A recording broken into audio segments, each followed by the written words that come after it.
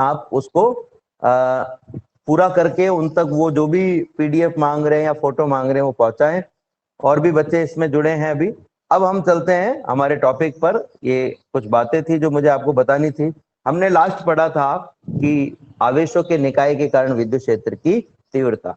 अब ये जो विद्युत क्षेत्र हम पढ़ रहे हैं इसका भौतिक महत्व क्या है, अगर ये समझना चाहें हम तो इसमें कुछ बातें जानना जरूरी है। जैसे कि मैंने इसकी परिभाषा में भी आपको बताया था, उस परिभाषा को मैं एक बार से वापस से रिपीट कर देता हूं। हमने कहा था कि किसी आवेश के चारों ओर का वह क्षेत्र जिसमें कोई परीक्षण धनावेश रखने पर वह धनावेश कूलाम बल का अनुभव करता है। ये कूलाम बल आकर्षण प्रकृति का भी हो सकता है, ये कूलाम बल प्रतिकर्षण प्रकृति का भी हो सकता है।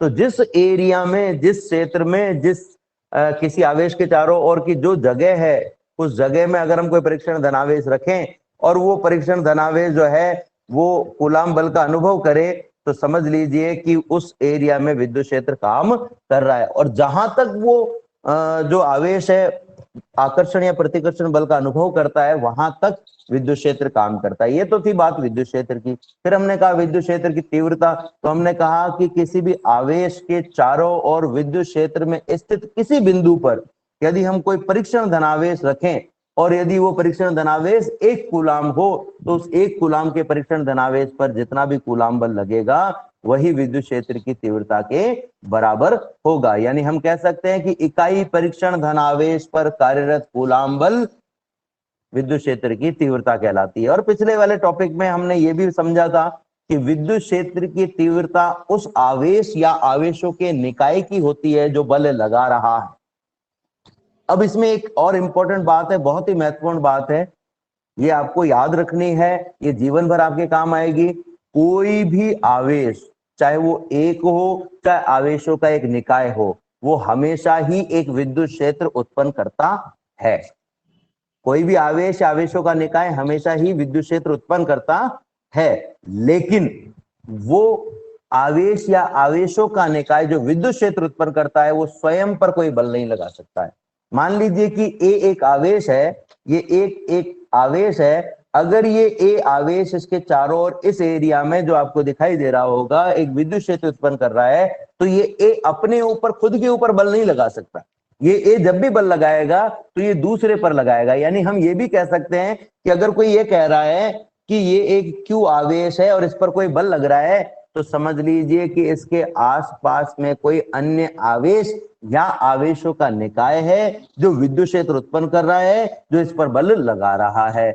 यानी कि इस पर जो बल लग रहा है वो किसी दूसरे आवेश का, इस स्वयं आवेश का नहीं है। ठीक है, तो बच्चों एक बात हमारे समझ में आ गई है कि कोई भी आवेश जो विद्युत क्षेत्र उत्पन्न करता है, सभी आवेश विद्युत क्षेत्र उत्पन्न करते हैं, वो स्वयं पर बल नहीं लगाते हैं, वो दूसरों पर बल लगाते हैं। यानी हम ये कहेंगे कि विद्युत क्षेत्र के कारण किसी आवेश पर बल लगता है। एक और खास बात है कि अगर मैं किसी भी क्षेत्र की जब बात करता हूं तो हम ये कह सकते हैं कि वो क्षेत्र का मतलब उस एरिया से है जहां पर किसी आवेश का प्रभाव है। हम विद्युत क्षेत्र की जब बात कर रहे हैं तो इसका मतलब यह है कि ये एक एरिया की हम बात कर रहे हैं। लेकिन जब हम कहते हैं विद्युत क्षेत्र की तीव्रता, तो इसका मतलब हम उस प्रभाव की क्षमता की बात कर रहे हैं कि वो प्रभाव कितना है।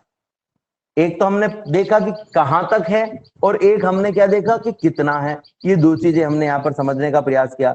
एक और चीज कि ये किसी भी आवेश या आवेश के निकाय के चारों ओर होता है, एक तरफ नहीं होगा। और अगर वो आवेश या आवेश का निकाय किसी एक समान माध्यम में रखा हुआ है तो किसी आवेश या आवेश के निकाय से कि एक बिंदु से सभी जगह बराबर बराबर दूरी पर होगा। लेकिन अगर मैं कहूं कि मान लीजिए क्यू आवेश है, इसके इस तरफ अलग माध्यम है और इस तरफ अलग माध्यम है, इस तरफ जो माध्यम है उसके लिए जो परावैद्युतांक है वो एप्सिलॉन R1 है और इस तरफ जो माध्यम है वो उसके लिए परावैद्युतांक एप्सिलॉन R2 है। तो इसका मतलब ये हुआ कि इससे इस तरफ जो राइट की मैं बात कर रहा हूं, राइट में 2 मीटर दूरी पर अगर मैं विद्युत क्षेत्र निकालना चाहूं और लेफ्ट में 2 मीटर दूरी पर अगर मैं विद्युत क्षेत्र निकालना चाहूं तो वो अलग अलग आएगा। लेकिन अगर ये एक समांगी माध्यम में रखा हुआ है, ऐसा माध्यम जो सभी जगह एक जैसा है, तो इस आवेश से चारों तरफ किसी भी दिशा में आप 2 मीटर दूरी पर विद्युत क्षेत्र निकालिए, वो बराबर ही आएगा। यानी समांगी माध्यम में चारों दिशाओं में समान दूरी पर विद्युत क्षेत्र भी समान होता है, लेकिन असमांगी माध्यम में अलग अलग स्थानों पर विद्युत क्षेत्र भी अलग अलग होता है। यहाँ पर आपको एक इक्वेशन भी दिखाई दे रही होगी, ये मैं इस इक्वेशन पे अभी राइट लगा रहा हूँ। ये इक्वेशन आप देख रहे होंगे, इसमें यहाँ पर नीचे क्या है, 1/4πε0 है। ये 1/4πε0 जो है वो माध्यम उपस्थित होने पर 1/4πε0 की जगह 1/4πε हो जाता है। 1/4πε जो है ये बताता है कि ये माध्यम पर निर्भर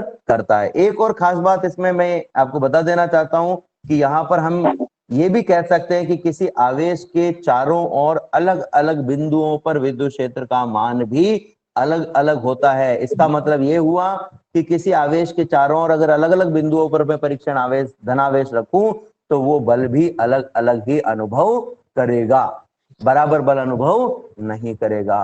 ठीक है, अब जो मेन टॉपिक है उस पर हम आएंगे। बहुत इंपॉर्टेंट टॉपिक है, बहुत बार इस पर प्रश्न आता है, सीधा भी आता है, थोड़ा सा घुमा करके भी आता है। तो दो तरह के प्रश्न इसमें आते हैं। एक तो आता है विद्युत क्षेत्र रेखाएं किसे कहते हैं, या विद्युत क्षेत्र रेखाओं के कोई 2, 3 या 4 गुणधर्मों के बारे में पूछ लिया जाता है। और कभी कभी इसमें जो प्रश्न आता है वो कुछ इस प्रकार से आता है कि विद्युत क्षेत्र रेखा के जो गुणधर्म है उन गुणधर्म में से किसी एक पर्टिकुलर गुणधर्म पर प्रश्न बना दिया जाता है, लास्ट में लिख दिया जाता है क्यों। अभी आपको समझ में आ जाएगा कि किस तरीके से प्रश्न आ सकता है, वो मैं चर्चा करूंगा एक एक। जब गुणधर्म की मैं बात करूंगा तो विद्युत क्षेत्र रेखा है क्या, पहले अपन इसको समझने का प्रयास कर सकते हैं। विद्युत क्षेत्र रेखा जो है वो एक काल्पनिक वक्र है। वक्र का मतलब क्या है, लाइनों से रेखाओं से बनने वाली जो डिजाइन है उसको हम वक्र कहते हैं। ठीक है, विद्युत क्षेत्र का एक काल्पनिक वक्र है जो इस बात को बताता है कि इस बिंदु पर विद्युत क्षेत्र की दिशा, विद्युत क्षेत्र की दिशा क्या होगी और उस बिंदु पर विद्युत क्षेत्र होगा या नहीं होगा, ये दो चीजों को व्यक्त करता है। तो कैसे व्यक्त करता है ये हम समझने का प्रयास करेंगे। मान लीजिए कि आप यहाँ मैंने एक विद्युत क्षेत्र रेखा ये बनाई है, तो इसका मतलब ये बताता है कि इस लाइन पर जितने भी बिंदु हैं उन बिंदुओं पर सभी पर विद्युत क्षेत्र की दिशा इस तीर की दिशा में है। उन सभी बिंदुओं पर विद्युत क्षेत्र की दिशा इस तीर की दिशा में है। और साथ ही ये भी बताता है कि यहाँ विद्युत क्षेत्र भी उपस्थित है, क्योंकि अगर विद्युत क्षेत्र होगा तो ही विद्युत क्षेत्र रेखा होगी। ये तो एक नॉर्मल बात थी, सामान्य तरीका था समझने का। लेकिन अगर मैं इसको एक पारिभाषिक रूप से मैं कहना चाहूं तो मैं कह सकता हूं कि मान लीजिए आपके पास में एक आवेश है Q, या आवेशों का एक निकाय है, बहुत सारे आवेश है, तो इसके चारों ओर अगर हम कोई ऐसा वक्र खींचे, काल्पनिक रूप से मान लें, या हम कोई वक्र बनाएं, ऐसा वक्र जो ये व्यक्त करता हो कि इसके चारों ओर विद्युत क्षेत्र किस दिशा में होगा और होगा कि नहीं होगा, वो वक्र जो है वो विद्युत क्षेत्र, वो वक्र जो है वो विद्युत क्षेत्र। एक बच्चा वेरीफाई नहीं हो पा रहा है, 1 मिनट के लिए आप लोग ऑनलाइन ही रहें, मैं उसको वेरीफाई कर देता हूँ। सरवण साहू जो है वो वेरीफाई नहीं हो पा रहा है किन्हीं कारणों से। इंटरप्शन के लिए सॉरी, हम आगे चलते हैं फिर से। जो मैं बात कर रहा था, मान लीजिए कि एक आवेश है हमारे पास में Q, तो हम क्या कह सकते हैं कि इस आवेश के, बच्चों आवाज आ रही है मेरी? Yes sir. मान लीजिए ये एक आवेश है हमारे पास में, या आवेशों का एक निकाय है, तो इसके चारों ओर खींचा गया वह काल्पनिक वक्र, किसी आवेश के या आवेशों के निकाय के चारों ओर खींचा गया वह काल्पनिक वक्र जिस वक्र के द्वारा हम विद्युत क्षेत्र को प्रदर्शित कर सकते हैं, उस काल्पनिक वक्र को हम विद्युत क्षेत्र रेखा या विद्युत क्षेत्र रेखा कहते हैं। अब ये एक सामान्य सी परिभाषा की मैंने बात की है, लेकिन जब लिखने की बात आती है कि भाई हम परिभाषा क्या लिखें, तो उस समय हमें क्या काम में लेना है वो हम अब समझने का प्रयास करेंगे, क्योंकि लिखने का तरीका अलग होता है, मैंने लास्ट क्लास में भी आपको कहा था, और जो समझने का तरीका है वो अलग होता है। तो इस पर हम चर्चा करने वाले हैं, इंपॉर्टेंट है, बड़ा ही इंपॉर्टेंट टॉपिक है, बहुत बार इस पर प्रश्न आया है, इसलिए इसको समझना बहुत जरूरी है। और ये इसलिए भी जरूरी है क्योंकि आगे एक टॉपिक आएगा अगले चैप्टर में, चुंबकीय क्षेत्र रेखा है, बिल्कुल इससे मिलता जुलता ही है। तो हम क्या कहेंगे, ऐसा काल्पनिक वक्र जिसके किसी बिंदु पर खींची गई स्पर्श रेखा विद्युत क्षेत्र की दिशा में हो विद्युत क्षेत्र रेखा कहलाती है। तो मैं क्या कह सकता हूं कि किसी आवेश के चारों ओर खींचा गया वह काल्पनिक वक्र, ध्यान से सुनिएगा, किसी आवेश के चारों ओर खींचा गया वह काल्पनिक वक्र जिस वक्र के किसी बिंदु पर खींची गई स्पर्श रेखा उस बिंदु पर विद्युत क्षेत्र की दिशा को इंगित करती है, उसे हम विद्युत क्षेत्र रेखा कहते हैं। फिर से बोल रहा हूं मैं, किसी आवेश या आवेशों के निकाय के चारों ओर खींचा गया वह काल्पनिक वक्र जिसके किसी बिंदु पर खींची गई स्पर्श रेखा उस बिंदु पर विद्युत क्षेत्र की दिशा को इंगित करती हो, दर्शाती हो, उस वक्र को हम विद्युत क्षेत्र रेखा कहते हैं। अब मैंने काल्पनिक इसलिए कहा क्योंकि वास्तव में ऐसी रेखाएं होती नहीं है, ये हमने एक इमेजिनरी कॉन्सेप्ट लिया कि ऐसी कोई रेखा होती है, ऐसी वास्तव में कोई रेखाएं नहीं है, केवल ये हमारे समझने के लिए हमने बनाई है। जैसे मान लीजिए कि मैंने एक वक्र बना दिया किसी आवेश के चारों ओर, ये आवेश है और मैंने कह दिया भाई ये प्लस आवेश है और ये एक माइनस आवेश है। तो अब हम आगे भी पढ़ेंगे कि धनात्मक आवेश से ऋणात्मक आवेश में जो विद्युत क्षेत्र रेखा होती है वो धनात्मक आवेश से ऋणात्मक आवेश की ओर होती है। यहाँ पर एक तीर बनाया हुआ दिख रहा है आपको। अब किसी ने कह दिया कि भाई इस बिंदु पर, ये जो मैंने अभी बनाया है, इस बिंदु पर विद्युत क्षेत्र रेखा, विद्युत क्षेत्र की दिशा बताओ। तो आपको ज्यादा कुछ नहीं करना है, इस बिंदु पर एक स्पर्श रेखा खींचनी है, उस स्पर्श रेखा की जो दिशा होगी, उस स्पर्श रेखा की जो भी दिशा होगी वही दिशा विद्युत क्षेत्र की भी होगी। ठीक है, तो इस तरीके से अपन इसको समझ सकते हैं। अब आगे अपन देखेंगे विद्युत क्षेत्र रेखाओं के गुणधर्म।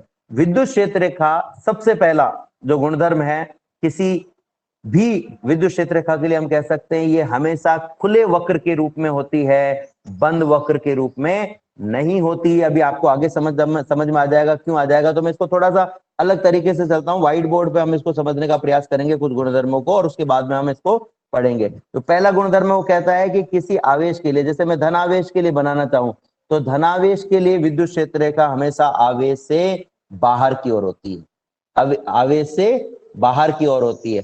अगर आपको याद आ रहा होगा तो ये डिजाइन मैंने पहले भी बनाई है।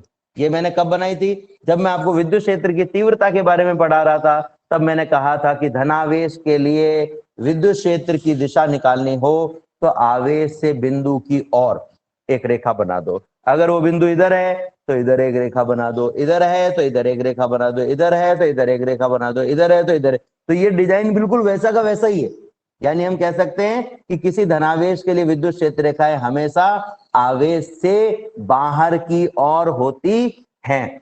ये किसके लिए, अगर एक धनावेश हो तो, या केवल धनावेश हो तो, और अगर केवल ऋणावेश हो तो, अगर केवल ऋणावेश हो तो विद्युत क्षेत्र रेखाएं हमेशा अंदर की ओर होती है, आवेश की ओर होती है, बिंदु से आवेश की ओर होती हैं।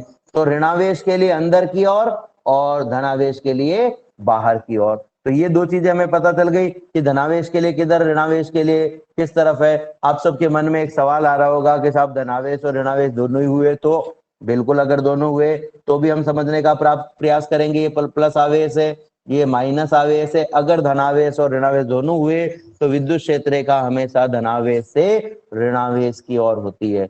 ये धनावेश से ऋणावेश की ओर होती है, धनावेश से ऋणावेश की, धनावेश से ऋणावेश की ओर।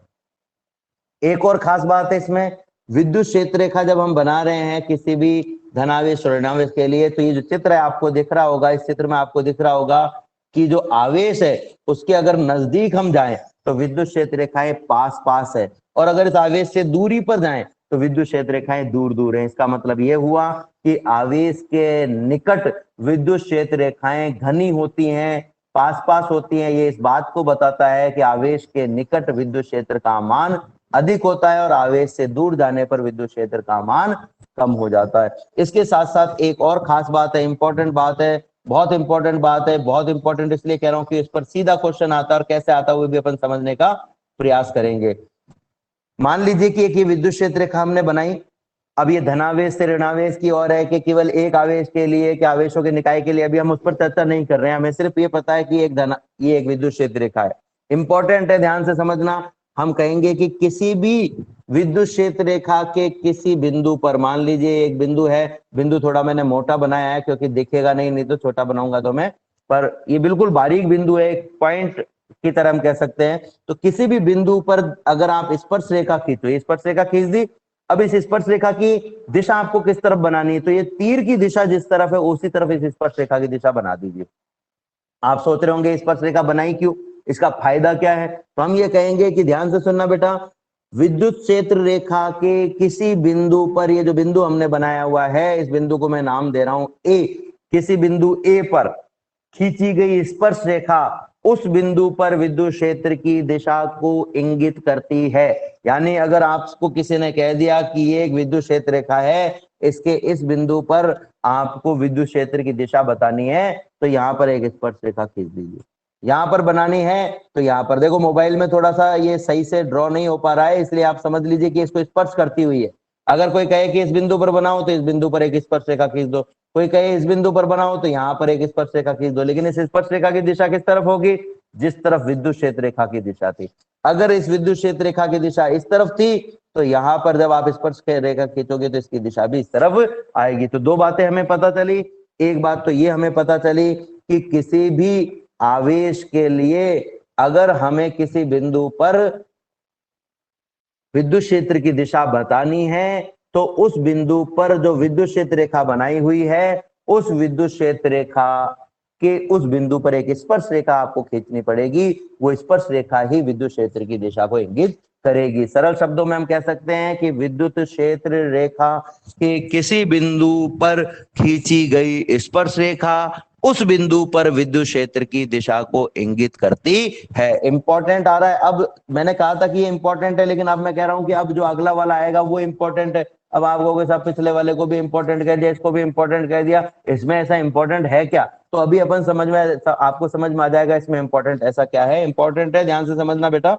मान लीजिए कि ये एक स्पर्श रेखा है, सॉरी ये एक विद्युत क्षेत्र रेखा है और ये एक दूसरी विद्युत क्षेत्र रेखा है। आप देख रहे होंगे ये दोनों विद्युत क्षेत्र रेखा एक दूसरे को काट रही है, तो मैं ये कहूंगा कि ऐसा संभव नहीं है। यानी कि दो विद्युत क्षेत्र रेखाएं किसी भी बिंदु पर एक दूसरे को कभी भी प्रतिच्छेदित नहीं कर सकती हैं।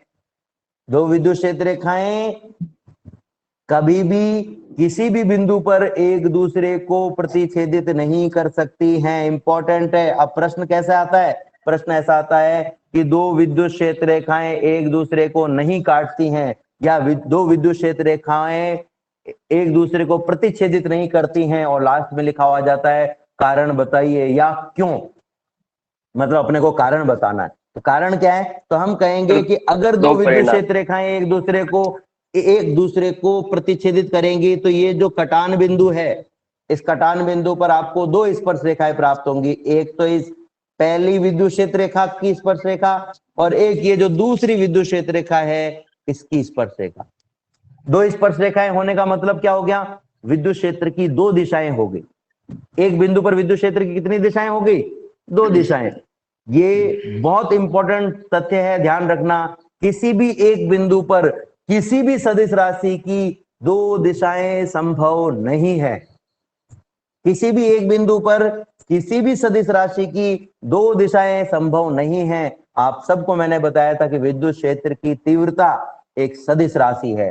तो बच्चों मुझे बताओ कि ये जो बिंदु मैंने बनाया है जहां पर ये रेखाएं काट रही है, इस पर दो स्पर्श रेखाएं आई हैं, तो विद्युत क्षेत्र की कितनी दिशाएं आ गई हैं, दो दिशाएं। क्या ऐसा संभव है, क्या ऐसा संभव है?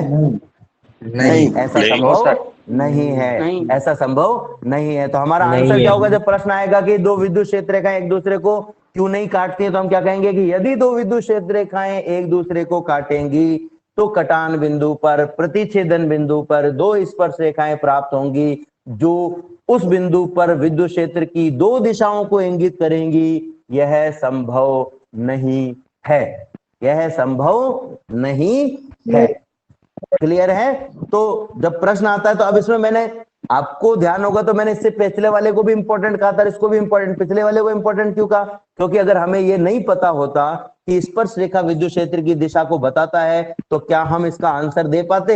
हम इसका आंसर नहीं दे पाते, हम इसका आंसर नहीं दे पाते। तो हमने यहां पर देखा कि किसी धनावेश के लिए विद्युत क्षेत्र रेखाएं बाहर की तरफ जाती है, ऋणावेश के लिए विद्युत क्षेत्र रेखाएं अंदर की तरफ आती है। धनावेश और ऋणावेश दोनों हो तो विद्युत क्षेत्र रेखाएं धनावेश से ऋणावेश की ओर जाती हैं। इसके साथ साथ ही हमने ये भी देखा कि किसी भी आवेश के निकट विद्युत क्षेत्र रेखाओं का जो घनत्व होता है वो अधिक होता है, यानी आवेश के निकट विद्युत क्षेत्र रेखाएं सघन होती हैं, जो इस बात को व्यक्त करती हैं कि आवेश के निकट विद्युत क्षेत्र अधिक होता है। आवेश से दूर जाने पर विद्युत क्षेत्र रेखाओं का घनत्व कम हो जाता है, यानी विद्युत क्षेत्र रेखाएं दूर दूर हो जाती हैं, जो इस बात को व्यक्त करता है कि आवेश से दूर जाने पर विद्युत क्षेत्र कम हो जाता है। इसके साथ साथ ही हमने ये भी देखा कि किसी भी विद्युत क्षेत्र रेखा के एक बिंदु पर खींची गई स्पर्श रेखा उस बिंदु पर विद्युत क्षेत्र की दिशा को बताती है। इसका मतलब यह भी हुआ कि अलग अलग बिंदु पर अगर अलग अलग स्पर्श रेखाएं आती हैं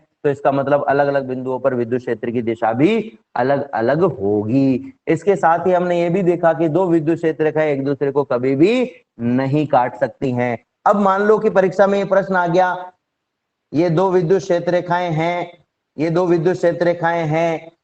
अब प्रश्न ऐसे भी आ सकता है, दो विद्युत क्षेत्र रेखाएं चित्रानुसार दो विद्युत क्षेत्र रेखाएं हैं, क्या ये दो विद्युत क्षेत्र रेखाएं संभव हैं अथवा नहीं? कारण सहित स्पष्ट कीजिए। तो हम क्या कहेंगे, ये दो विद्युत क्षेत्र रेखाएं संभव नहीं है, क्योंकि दो विद्युत क्षेत्र रेखाएं यदि एक दूसरे को काटेंगी तो प्रतिच्छेदन बिंदु पर दो स्पर्श रेखाएं प्राप्त होंगी जो दो विद्युत क्षेत्र की दिशा को व्यक्त करेंगी, और एक बिंदु पर विद्युत क्षेत्र की दो दिशाएं संभव नहीं है। ठीक है, तो ये कुछ चीजें हमने यहाँ से समझने का प्रयास किया। अब हम और भी इसके गुणधर्मों पर चर्चा करेंगे, डिटेल में हम चर्चा करेंगे, तो उन गुणधर्मों को हम देख लेते हैं एक बार और। पीडीएफ में आपके सामने रख रहा हूं। तो अब जो हमने ये सब चीजें यहाँ पर देखी वो जब हम पीडीएफ में देखेंगे तो बड़ी आसानी से हमें समझ में आ जाएंगी। देखते हैं कि क्या क्या गुणधर्म हमने पढ़े और वो गुणधर्म पीडीएफ में भी थे या नहीं थे। और भी गुणधर्म इसके हैं, एक दो गुणधर्म और हम इसके पढ़ने वाले हैं अभी, तो आगे चलते हैं। देखो, सबसे पहला गुणधर्म जो है उसको मैं उस पर बाद में चर्चा करूंगा। मैं सेकंड गुणधर्म पर चर्चा कर रहा हूं। सबसे पहले सेकंड गुणधर्म आपको दिखाई दे रहा होगा आपके सामने स्क्रीन पर। विद्युत क्षेत्र रेखा के किसी बिंदु पर खींची गई स्पर्श रेखा उस बिंदु पर विद्युत क्षेत्र की दिशा को व्यक्त करती है, ये हमने बात करी थी। इसके बाद में हमने कहा कि दो विद्युत क्षेत्र रेखा एक दूसरे को कभी भी प्रतिच्छेदित नहीं करती हैं, इस पर भी हमने बात की। क्यों? क्योंकि कटान बिंदु पर विद्युत क्षेत्र की दो दिशाएं हो जाएंगी, जो कि संभव नहीं है। ये इंपॉर्टेंट प्रश्न है, परीक्षा में आता है ये। तीसरा हमने देखा कि विद्युत क्षेत्र रेखाएं धनावेश से प्रारंभ होकर के ऋणावेश पर समाप्त हो जाती हैं। फिर हमने ये भी कहा कि विद्युत क्षेत्र रेखाओं की जो आवेश के पास पास की अगर मैं बात करूं, आवेश के निकट विद्युत क्षेत्र रेखाएं घनी होती हैं जो अधिक विद्युत क्षेत्र को व्यक्त करती हैं। एक और खास बात है, इंपॉर्टेंट बात है, ध्यान से सुनिएगा। विद्युत क्षेत्र रेखाओं की जो संख्या होती है वो विद्युत क्षेत्र की तीव्रता के समानुपाती होती है। यही बात मैंने पहले भी कही थी कि आवेश के निकट विद्युत क्षेत्र रेखाएं ज्यादा होती हैं, उनका घनत्व ज्यादा होता है, यानी ये बताता है यहाँ विद्युत क्षेत्र अधिक है। तो अगर विद्युत क्षेत्र रेखाओं की संख्या ज्यादा है तो समझ लो कि विद्युत क्षेत्र का मान भी ज्यादा होगा। अगर किसी बिंदु के आसपास विद्युत क्षेत्र रेखाएं ज्यादा हैं, पास पास है, तो समझ लो कि विद्युत क्षेत्र की तीव्रता का मान अधिक होगा। इसके साथ साथ ही हमने ये भी कहा कि विभिन्न विन्यासों के लिए, धनावेश के लिए देख सकते हो बाहर जाती हुई, ऋणावेश के लिए अंदर आती हुई। अब आप एक खास बात देख रहे होंगे इन दोनों चित्रों में, आपको यहां दिख रहा होगा कि जो तीर का निशान है बीच में बनाया गया है, बिल्कुल किनारे पर, छोर पर नहीं बनाया गया। इसका कारण क्या है बच्चों? इसका कारण यह है कि छोर पर जब हम बनाते हैं तो उसका मतलब होता है कि यहां पर समाप्त हो गया, इससे आगे नहीं जा रहा है। लेकिन बीच में बनाने का मतलब ये आगे कहां तक जा सकती है? ये अनंत तक जा सकती है। अब अनंत का मतलब आसमान नहीं है, अनंत का मतलब वो बिंदु है जहां विद्युत क्षेत्र समाप्त हो जाता है। हमारे लिए अनंत का मतलब क्या है? वो बिंदु या उसके बाद का भाग जहां पर विद्युत क्षेत्र समाप्त हो जाता है। एक और खास बात कि अगर कोई समविभव पृष्ठ है, समविभव पृष्ठ ऐसे पृष्ठ को कहते हैं जिसके प्रत्येक बिंदु पर विभव का मान समान होता है। अब आप सोच रहे होंगे ये विभव कौन सी नई चीज आ गई है, सॉरी, तो विभव के बारे में आगे वाले चैप्टर में पढ़ेंगे। अभी आप समझ लीजिए कि कोई ऐसा पृष्ठ है जिसके सभी बिंदुओं पर विभव का मान समान है। तो ये जो समविभव पृष्ठ है, इसमें हमेशा क्या होगा, विद्युत क्षेत्र रेखा इस पृष्ठ के हमेशा लंबवत होगी। मान लीजिए कि एक समविभव पृष्ठ है और आपको किसी ने कह दिया कि यहाँ पर विद्युत क्षेत्र रेखा कहाँ होगी, तो हम कहेंगे इसके लंबवत होगी। अब लंबवत किस तरफ होगी, लंबवत बाहर की तरफ भी हो सकती है और लंबवत अंदर की तरफ भी हो सकती है, यानी लंबवत बाहर की तरफ निकलते हुए भी हो सकती है और प्रवेश करते हुए भी हो सकती है, लेकिन होगी हमेशा लंबवत ही। एक और बात कि विद्युत क्षेत्र रेखाएं लंबाई की दिशा में हमेशा संकुचित होने का प्रयास करती है, लंबाई की दिशा में हमेशा इकट्ठा होने का प्रयास करती हैं। तो ये कुछ गुणधर्म हमने यहाँ पर देखे। और भी यहाँ पर चित्र आप देख रहे होंगे, ये पहला चित्र आपको दिखाई दे रहा होगा एक धनावेश और ऋणावेश के लिए, दूसरा चित्र आप देख रहे हो ये धनावेश और धनावेश के लिए।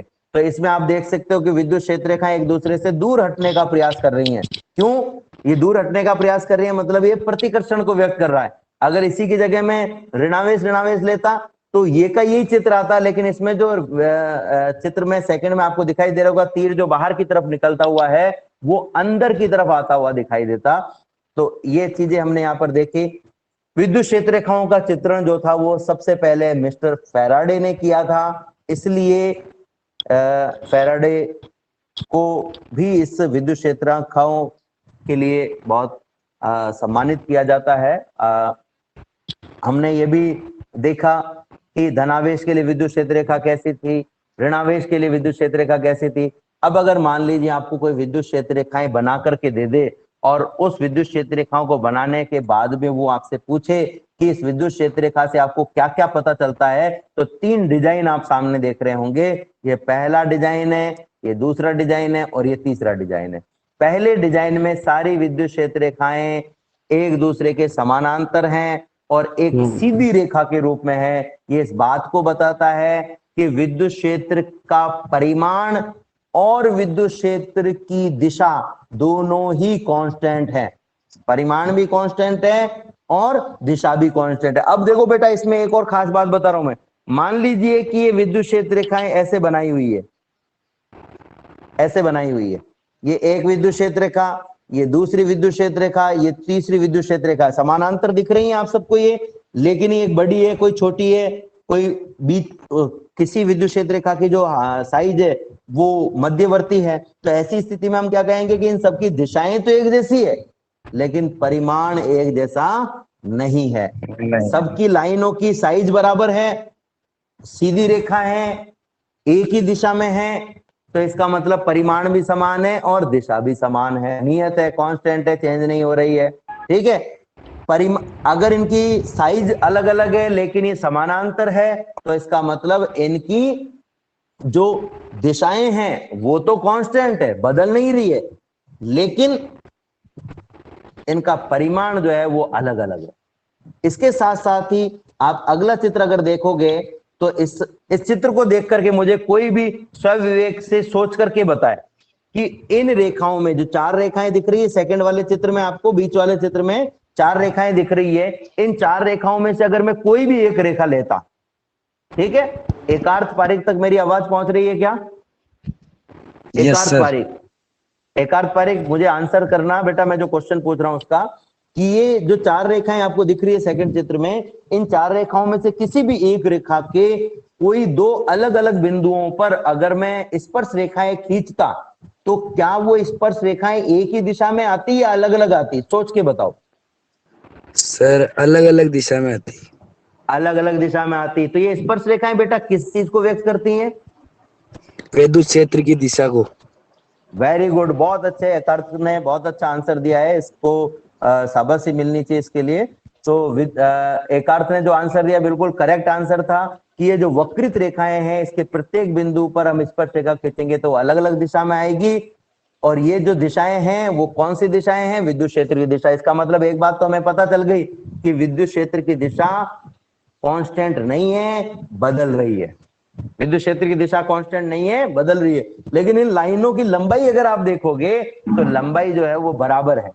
इसका मतलब क्या हुआ कि परिमाण तो बराबर है, कांस्टेंट है, लेकिन इनकी दिशा कांस्टेंट नहीं है, दिशा नियत नहीं है। अब तीसरे चित्र पर हम आते हैं, तो तीसरे चित्र में देखो वक्र रेखाएं, तो सिंपल सी बात है, वक्र रेखाएं तो दिशा तो कांस्टेंट होगी ही नहीं, लेकिन इन लाइनों की लंबाई भी बराबर नहीं है।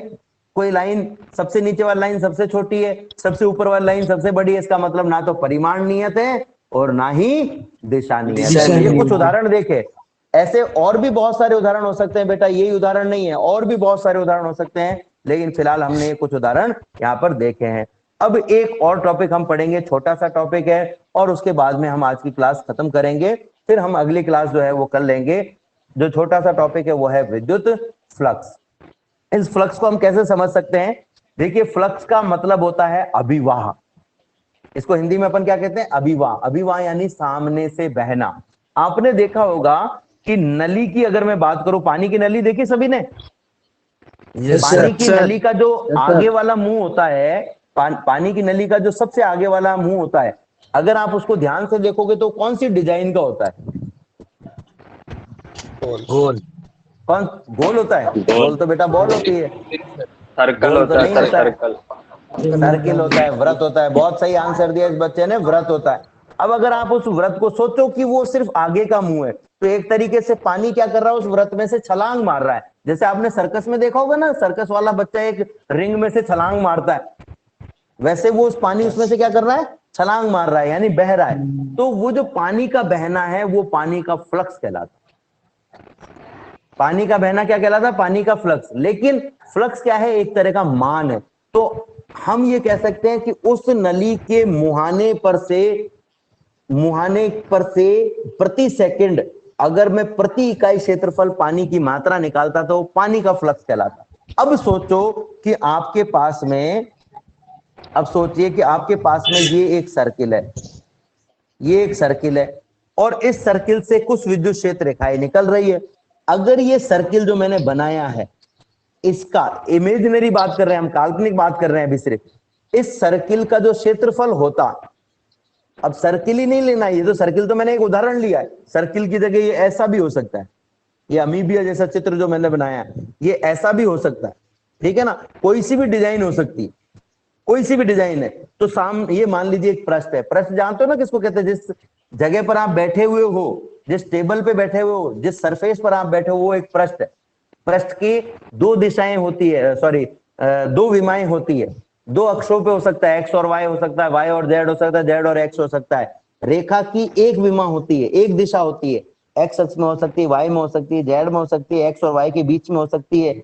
और अगर सामान्य आकाश की हम बात करें तो उसको हम 3D यानी 3 डायमेंशन में व्यक्त करते हैं, तो इसको हम 2D, और अभी हम पृष्ठ की बात कर रहे हैं। तो ये सामने आपको दिखाई दे रहा होगा, एक चित्र दिखाई दे रहा है, और इस चित्र में आप देख रहे हो कि इस पृष्ठ से विद्युत क्षेत्रकाएं बाहर निकल रही हैं, ठीक है? तो मैं इमेजिनरी कह रहा हूं कि मान लो ये पृष्ठ ऐसा होता कि पृष्ठ की जो क्षेत्रफल है वो 1 मीटर स्क्वायर होता, तो इससे जितनी विद्युत क्षेत्र रेखाएं निकलती, उन विद्युत क्षेत्र रेखाओं की संख्या को ही हम विद्युत फ्लक्स कहते हैं। लेकिन कब? तब जबकि ये विद्युत क्षेत्र रेखाएं इस पृष्ठ के लंबवत होती। अब लंबवत का मतलब क्या? पृष्ठ के लंबवत कैसे होते हैं? तो पृष्ठ के लंबवत का मतलब यह है कि पृष्ठ के बिल्कुल 90 डिग्री पर, एकदम 90 डिग्री पर, जैसा कि पहले चित्र में आपको दिखाई दे रहा होगा। तो अब इन सबको मिलाकर के मैं अगर एक परिभाषा कहना चाहूं तो मैं क्या कह सकता हूं कि किसी पृष्ठ के इकाई क्षेत्रफल से पृष्ठ के लंबवत गुजरने वाली विद्युत क्षेत्र रेखाओं की संख्या को उस पृष्ठ का विद्युत फ्लक्स कहते हैं, ठीक है? अब एक और खास बात, जब मैं कहता हूं कि विद्युत क्षेत्र रेखाओं की संख्या, तो आप में से कई लोग सोच रहे होंगे कि सर आप हमें पागल तो नहीं बना रहे हो, अभी थोड़ी देर पहले तो बोल रहे थे ये तो काल्पनिक रेखाएं हैं। तो ये काल्पनिक रेखाएं, तो ये तो सबकी कल्पना अलग अलग होगी। मेरी कल्पना में 10 रेखाएं हो सकती हैं, एक अर्थ की कल्पना में 50 रेखाएं हो सकती है, किसी और की कल्पना में कितनी और रेखाएं हो सकती है। तो ये जो काल्पनिक रेखाएं, इसको हम गिनेंगे कैसे? ये तो काल्पनिक है। अगर हमें वास्तविक रूप से दिख रही होती तो हम गिन लेते, जैसे आपको क्लास में टेबलें दिखती है, बच्चे दिखते तो आप गिन लेते हो। काल्पनिक रेखाओं को कैसे गिने? तो यहाँ पर जब हम बात कर रहे हैं रेखाओं की संख्या, विद्युत क्षेत्र रेखाओं की संख्या, तो उसका मतलब विद्युत क्षेत्र रेखाओं की संख्या नहीं होती है, उसका मतलब होता है विद्युत क्षेत्र का मान, विद्युत क्षेत्र की तीव्रता का मान। यानी इसको एक और शब्दों में मैं क्या कह सकता हूं कि विद्युत क्षेत्र में किसी पृष्ठ के लंबवत पृष्ठ के इकाई क्षेत्रफल से जितनी विद्युत क्षेत्र की तीव्रता पारित होती है वो उस पृष्ठ का विद्युत फ्लक्स कहलाता है। और इस विद्युत फ्लक्स को हम फाई, ये एक साइन बना हुआ है, गोला बना करके बीच में से काटा हुआ है, गोला बना करके और इसको बीच में से काटा हुआ है, इस साइन को हम कहते हैं फ्लक्स। इसको ऐसे भी बनाया जाता है और कुछ लोग इसको ऐसे भी बना देते हैं जल्दी में, वह सही साइन ये है, सही साइन ये है। ठीक है बच्चों, तो हम क्या कह सकते हैं कि विद्युत फ्लक्स को हम फाई से व्यक्त करते हैं। अब आप में से कुछ बच्चे कह रहे होंगे साहब मान लीजिए कि ये एक पृष्ठ है, ये एक पृष्ठ है और अगर विद्युत क्षेत्र का इसके लंबवत नहीं होकर के किसी विशेष दिशा में है तो तब क्या करें? तब हमें क्या करना है, इस विद्युत क्षेत्र का वो घटक लेना है जो पृष्ठ के लंबवत हो। अब अगर मान लो कि ये विद्युत क्षेत्र है और ये कोण थीटा है, तो आप सब समझते होंगे कि इसको इस ओर ले जाने पर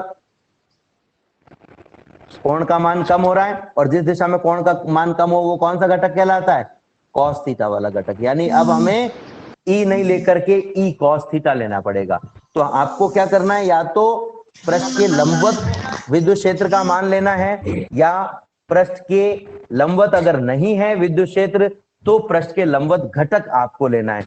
तो हम ये कह सकते हैं, ये सूत्र आपको दिखाई दे रहा होगा यहाँ पर, आप देख सकते हो, ये सूत्र आपको दिखाई दे रहा है, ये सूत्र है, ये जो सूत्र है ये विद्युत फ्लक्स के मान को व्यक्त करता है। एक्चुअल में इसको इस तरीके से नहीं लिखा जाता है, इसको लिखा जाता है फाई बराबर ई डॉट एस।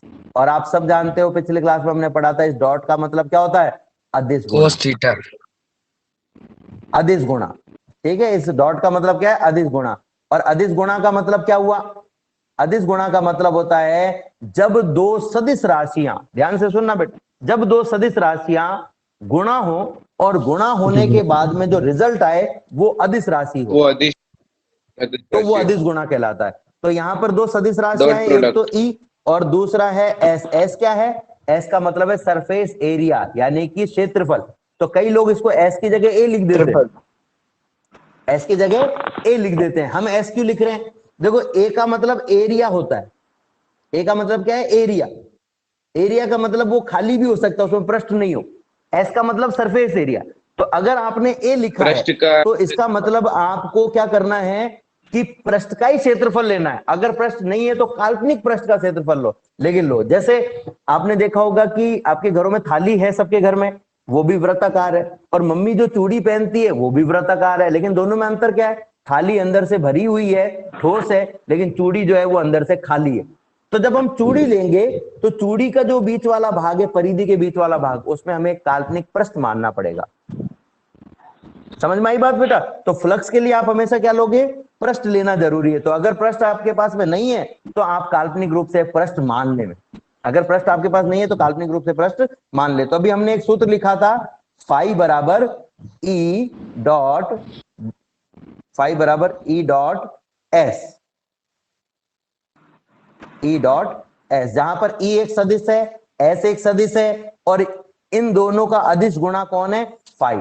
तो फाई एक तरीके से इसका रिजल्ट है। तो हमने क्या कहा था, जब दो सदिश राशियां गुणा होकर के कोई ऐसी राशि रिजल्ट में दें जो अदिश राशि हो, तब हम उसको अदिश गुणा कहते हैं। तो अगर ये अदिश गुणा है तो इसका रिजल्ट कौन सी राशि होनी चाहिए? अदिश राशि। इसका मतलब क्या हुआ कि फाई यानी विद्युत फ्लक्स एक अदिश राशि है, विद्युत फ्लक्स एक अदिश राशि है। अब ये जो डॉट है, इस डॉट को हटाने के लिए हम क्या करते हैं? इस डॉट को हटाने के लिए हम लेते हैं, इस डॉट को हटाने के लिए हम लेते हैं cos theta, E S cos of theta, यानी विद्युत क्षेत्र और क्षेत्रफल के बीच का कोण।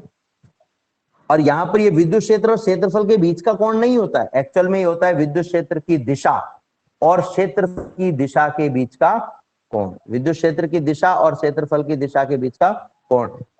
जी मिनट के लिए सोच करके मुझे बताना, यहां पर दिख रहा होगा ये एक चित्र है और ये एक चित्र है। इंपॉर्टेंट बात बता रहा हूं मैं, ध्यान से समझना। क्षेत्रफल की दिशा क्या होती है ये कैसे पता लगाओगे आप जहां पर भी अभी बैठे हो, वो एक टेबल हो सकती है, बेड हो सकता है, फर्श हो सकता है, एक स्टूल हो सकती है, ठीक है, जो भी फर्श है, जो भी चीज आपके जहां पर भी आप बैठे हो, आपके पास में जो भी पृष्ठ दिखाई दे, या आपका हाथ है, आपकी हथेली है, ठीक है, तो ये भी एक पृष्ठ है। किसी भी पृष्ठ के लंबवत, ध्यान से सुनना बच्चों, किसी भी पृष्ठ के लंबवत बाहर की ओर खींची गई रेखा, किसी भी पृष्ठ के लंबवत बाहर की ओर खींची गई रेखा उस पृष्ठ के क्षेत्रफल की दिशा को व्यक्त करती है। एक उदाहरण से समझाऊंगा।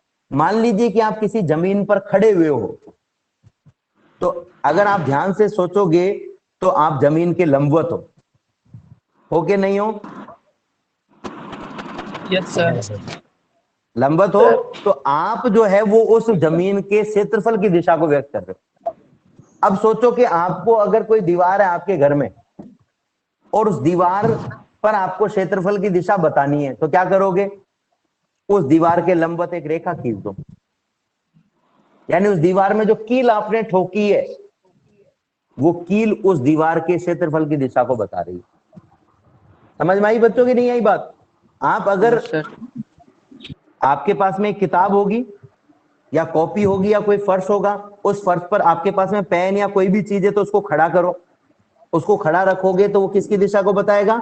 उस पृष्ठ के क्षेत्रफल की दिशा को। तो क्षेत्रफल की दिशा हमेशा क्या होती है? पृष्ठ के लंबवत। अब आप इस चित्र को ध्यान से देखना, पहले चित्र को। तो पहले चित्र में आप देखो एस बनाया हुआ है, दिख रहा है क्या आपको S? Yes sir. Yes sir. बीच वाली, बिल्कुल बीच वाली जो रेखा है, ऊपर से देखो चाहे नीचे से देखो, तीसरे नंबर की जो रेखा है, इस रेखा पर दो तीर बनाए हुए हैं। तो एक तीर जो है वो तो बताता है ई की दिशा को, और दूसरा जो तीर है वो पृष्ठ के लंबवत है, तो ये क्षेत्रफल की दिशा को। अब ये नीचे वाला जो सूत्र देखो, नीचे वाला जो चित्र देखोगे आप, इस चित्र को ध्यान से देखोगे तो ये इसमें जो पृष्ठ है वो थोड़ा सा टेढ़ा बनाया हुआ है। तो विद्युत क्षेत्र की दिशा तो हो गई इस तरफ, लेकिन क्षेत्रफल की दिशा किस तरफ होगी? पृष्ठ के लंबवत होगी। तो विद्युत पृष्ठ के लंबवत किधर? पृष्ठ के लंबवत कौन सी दिशा है? ये हो गई पृष्ठीय क्षेत्रफल की दिशा। तो जो हमने लिखा था E into S cos theta, इसमें ये थीटा क्या होगा? E और S के बीच का कोण। अब पहले चित्र को देख करके मुझे बताओ कि E और S के बीच में कितना कोण है? 0 डिग्री। 0 डिग्री। तो देखो पहले में 0 डिग्री है और दूसरे में थीटा है। Yes sir. दूसरे में क्या है? थीटा है। ठीक है ना? तो अब अगर अपन यहाँ पर E और S, ये जो मैंने लिखा है E और S, ये क्या है? E और S का परिमाण है। ठीक है ना? अब ध्यान से समझना इसको। देखो हमने क्या लिखा, मैंने क्या बताया था? फाई बराबर क्या होता है? फाई बराबर होता है E डॉट S। ठीक है। अब अगर मैं इस इक्वेशन को खोलूं तो क्या आएगा हमारे पास में? फाई बराबर E S cos of theta. तो देखो ये इक्वेशन यहां लिखी हुई है, E S cos of theta. अब इसमें पहले चित्र के हिसाब से अगर मैं थीटा का मान रखूं तो थीटा का मान 0 डिग्री है, तो यहां पर क्या आ जाएगा? कॉस 0। और कॉस 0 का मान कितना होता है बच्चों? 1। कॉस 0 का मान 1 हो जाता है, तो 1 हो जाएगा। तो E इंटू एस इंटू 1 क्या जाएगा आपके पास में? यस। देखो ये ES आ गया पहले चित्र के हिसाब से। अब अपन दूसरे चित्र के हिसाब से देखते हैं। तो दूसरे चित्र में थीटा का मान कितना है? दोनों के बीच में कोण कितना है? विद्युत क्षेत्र और क्षेत्रफल के बीच में थीटा है, तो 90 डिग्री दिख रहा है क्या तुझे? E और S के बीच में कौन है बेटा? E और S के बीच में कौन? थीटा है। तो हमने यहाँ पर इसको थीटा ही रखा और इसको क्या बना दिया? E dot S। तो इन्होंने उल्टा शुरू किया है, अपन ने इसको सीधा शुरू किया था। हमने E डॉट E से शुरू किया था और इन्होंने E डॉट S पर लेकर आए। एक ही बात है, कोई फर्क नहीं पड़ता इस बात से। तो हम क्या कह सकते हैं कि विद्युत फ्लक्स की परिभाषा हमने देखी, विद्युत फ्लक्स का सूत्र हमने देखा। अब एक और चीज इसमें हम देखेंगे, विद्युत फ्लक्स का मात्रक, विद्युत फ्लक्स का मात्रक और विद्युत फ्लक्स की विमा। तो विद्युत फ्लक्स का मात्रक क्या होगा? तो फाई का सूत्र हमने अभी अभी देखा, फाई बराबर होता है E into S into cos of theta. तो कॉस ऑफ थीटा का तो कोई मात्रक होता ही नहीं, E का मात्रक होता है न्यूटन प्रति कूलाम और S यानी क्षेत्रफल का मात्रक होता है मीटर स्क्वायर। तो इसका मात्रक क्या हो गया? न्यूटन इंटू मीटर स्क्वायर प्रति कूलाम। ये सबसे नीचे लिखा हुआ है। एक और मात्रक लिखा हुआ है वोल्ट इंटू मीटर, ये हम आगे वाले चैप्टर में पढ़ेंगे इस मात्रक के बारे में। अब अगर कोई आपको कहे कि विमा निकालो, तो विमा निकालने के लिए हम क्या कहेंगे? वही सूत्र E इंटू एस। ई की विमा क्या हो गई? ई की विमा जो होती है वो हमने देखी थी M1 L1 T -3 A -1। ठीक है, ये हमने विमा देखी थी इसकी। एक बार और फिर हम कंसिडर करते हैं, न्यूटन प्रति कूलम m1 l1 t-2 और नीचे a1 t1। हाँ, तो ये विमा थी किसकी? E की। अब S की विमा हम देखे तो S की विमा क्या है? S क्षेत्रफल है, क्षेत्रफल विमा होती है L2। अब इन पूरे को एक साथ गुणा करोगे तो क्या जाएगा? देखो L का आधार समान है तो घातें जुड़ जाएंगी, और घातें जुड़ जाएंगी तो L की घात कितनी हो जाएगी? 3। तो आपके पास में इसकी विमा क्या आ जाएगी? L3। तो विमा क्या हो गई? m1 l3 t-3 a-1। ठीक है। अब कुछ विशेष कंडीशंस हम ले रहे हैं इसमें, ठीक है। ये तो हमने देखा अभी तक पूरे क्षेत्रफल के लिए। अब कोई कहे कि भाई छोटे से क्षेत्रफल के लिए निकालो, क्षेत्रफल के एक टुकड़े के लिए निकालो, तो जब आपको क्षेत्रफल के लिए टुकड़े के लिए निकाले तो उसको अपन कहते हैं क्षेत्रफल अल्पांश, और उसको अपन ds या डेल s से व्यक्त करते हैं। तो जो हमने लिखा था E डॉट s, उसमें s की जगह क्या आ जाएगा? ds या डेल s। ये रहा चित्र सामने, ठीक है। अब ये कब काम में लिया जाता है? जब हर भाग में विद्युत क्षेत्र अलग अलग हो, नॉर्मली तब काम में लिया जाता है। तो ये तो एक छोटे से भाग का आया। अब आप कहोगे साहब ये छोटे से भाग का तो आपने निकाल दिया, लेकिन कोई पूरे भाग का निकालने के लिए कहे तो सिंपल सा तरीका है कि ऐसे ही हर छोटे छोटे छोटे छोटे भाग के लिए निकालो और जोड़ दो। जैसे आपने फुटबॉल देखी है बच्चों? हाँ फुटबॉल में छोटे छोटे टुकड़ों को जोड़ करके बनाई हुई होती है। अब आपको कोई एक छोटे टुकड़े के लिए निकाल देवे, है ना, और आपको कहे कि पूरी फुटबॉल के लिए निकालो, तो आप क्या करोगे? हर छोटे टुकड़े के लिए निकालो मान फ्लक्स का और जोड़ दो। तो जोड़ने का एक तरीका तो ये है, और दूसरा तरीका क्या है? समाकलन। तो हमने क्या लिख दिया यहाँ पे? समाकलन। E dot D S. समझ में आ गई बात? ये कब काम में लेते हैं? जब हम किसी एक पृष्ठ को बहुत सारे छोटे छोटे हिस्सों में बांट करके और फ्लक्स निकालते हैं, तब ये काम में लेते हैं। और पूरा पृष्ठ अगर एक समान हो तो आप ई डॉट एस काम में ले सकते हो, ठीक है। अब इसमें विशेष कंडीशन ली हुई है कुछ। विशेष कंडीशन क्या है? कि जब विद्युत क्षेत्र और क्षेत्रफल एक ही दिशा में हो, थीटा 0 हो, तो हम निकाल चुके हैं। जब एक दूसरे के बीच में 90 डिग्री का कोण हो तो थीटा 90 हो जाएगा, तो कॉस 90 का मान कितना होता है? 0। अब ये सूत्र में रख दो कॉस थीटा का मान 0। कॉस थीटा का मान 0 रखते कितना आ जाएगा टोटल? 0। भाई थीटा का मान अगर 90 हो, यानी ई और एस के बीच में विद्युत क्षेत्र क्षेत्रफल के लंबवत हो, तब थीटा का मान 90 होगा, और थीटा का मान 90 होगा तो कॉस थीटा में थीटा आ जाएगा 90 डिग्री, कॉस 90 का मान होता है 0। ये जो सूत्र है ई कॉस थीटा, इसमें अगर हम कॉस 90 रख दें तो कॉस 90 का मान 0 होता है, और 0 को ई एस से गुणा करोगे तो 0 आ जाएगा। इसी तरीके से अगर विद्युत क्षेत्र की तीव्रता और क्षेत्रफल की दिशा एक दूसरे के विपरीत हो, ये विद्युत क्षेत्र की दिशा और ये क्षेत्रफल की दिशा ये एक दूसरे के विपरीत हो, यानी कोण 180 डिग्री का हो, तो ऐसी 180 डिग्री का हो तो ऐसी स्थिति में थीटा का मान 180 हो जाएगा। थीटा का मान अगर 180 हुआ तो जो सूत्र है आपके पास में ये सामने आपको दिखाई दे रहा होगा, ऐसा सूत्र बन जाएगा ई कॉस 180, और कॉस 180 का मान -1 होता है, तो -1 को ई एस से गुणा करोगे तो माइनस का ई एस आ जाएगा। तो इस तरीके से हम ये देख सकते हैं कि जो विद्युत फ्लक्स है उसका मान अलग अलग स्थितियों में क्या होता है। अगर छोटे छोटे क्षेत्रफलों में बांट करके निकालना चाहें तो क्या होता है। हमने ये भी देखा कि इसका मात्रक क्या है, हमने ये भी देखा कि इसकी विमा क्या है, और हमने ये भी कहा था कि विद्युत फ्लक्स एक अदिश राशि है। ये विमा हमने यहाँ पर निकाली हुई है, जो हमने पहले निकाली थी m1 l3 t-3 a-1। तो ये कैसे निकाला? ई और एस की विमा रख करके निकाला है। यहाँ पर आप देख रहे होंगे कि सूत्र में तो कोई बटे वाली चीज है ही नहीं, फिर इसमें बटे वाली चीज क्यों रखी? तो बटे वाली चीज इसलिए रखी गई है कि ई को जो है ई का जो मात्रक है वो होता है न्यूटन प्रति कूलम, और एस का जो मात्रक है होता है मीटर स्क्वायर। तो इस मात्रक के हिसाब से विमा निकाली गई। न्यूटन यानी बल की विमा रख दी पहले, फिर मीटर स्क्वायर की विमा रख दी, फिर कूलम की विमा रख दी, ठीक है। बल की, क्षेत्रफल की और आवेश की विमा रख दी, तीनों की विमा रख करके कैलकुलेट कर लिया है। क्लास थोड़ी सी आज 10-15 मिनट अपनी लंबी हो गई।